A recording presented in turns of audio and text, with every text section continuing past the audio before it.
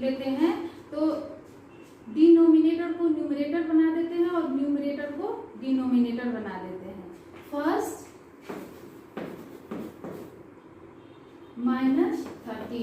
-13 का multiplicative inverse होगा, यहाँ डिनोमिनेटर नहीं है तो माइनस यहाँ अपॉन 1 कर देते हैं, इसका मल्टीप्लिकेटिव इनवर्स होगा -1/13।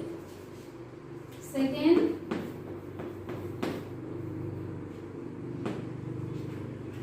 -13/19, तो यहाँ -13/19 का मल्टीप्लिकेटिव इनवर्स होगा -19/13। थर्ड 1/5 का मल्टीप्लिकेटिव इनवर्स 5 होगा। आगे का आप लोग खुद से सॉल्व करेंगे।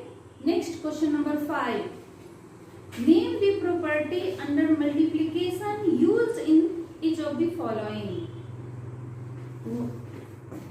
Question number 5, 1 -4/5 into 1 is equal to 1 into -4/5 is equal to -4/5।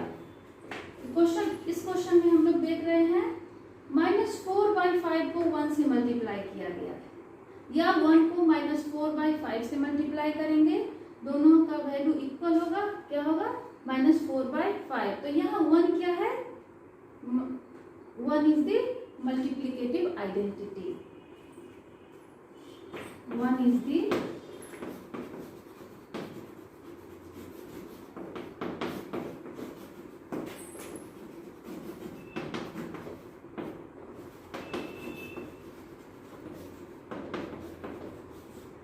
second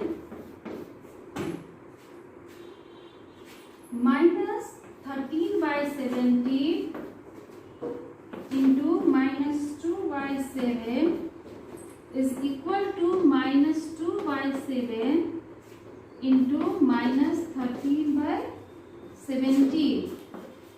यहाँ कौन सा प्रॉपर्टी का यूज हुआ है, -13/17 into -2/7 is equal to -2/7 into -13/17।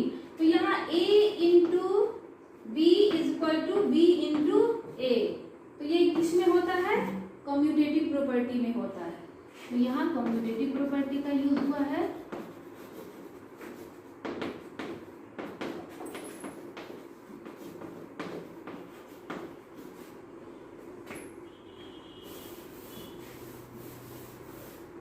Third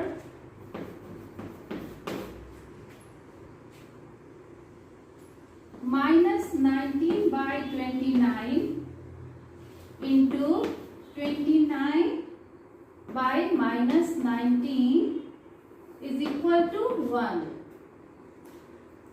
-19/29 into 29/-19, तो यहाँ -19/29 का मल्टीप्लिकेटिव इनवर्स है 29/19। तो किसी भी रेशनल नंबर के को जब मल्टीप्लिकेटिव इनवर्स से मल्टीप्लाई करते हैं तो उसका वैल्यू 1 आता है। तो यहाँ कौन सा प्रॉपर्टी का यूज हो रहा है, multiplicative inverse.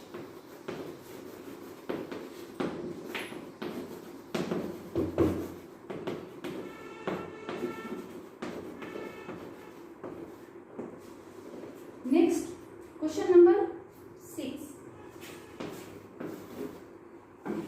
Multiply 6/13 by the reciprocal of -7/16। 6/13 multiply करना है, रेसिप्रोकल ऑफ -7/16। -7/16 का रेसिप्रोकल क्या होगा, -16/7।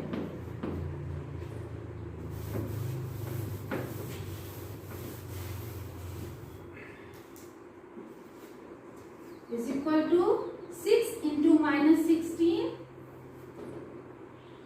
-96 by 13 into 7 91।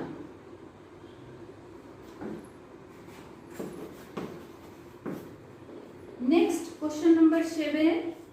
Tell what property allows you to compute 1/3 into 6 into 4/3 as 1/3 into 6 into 4/3.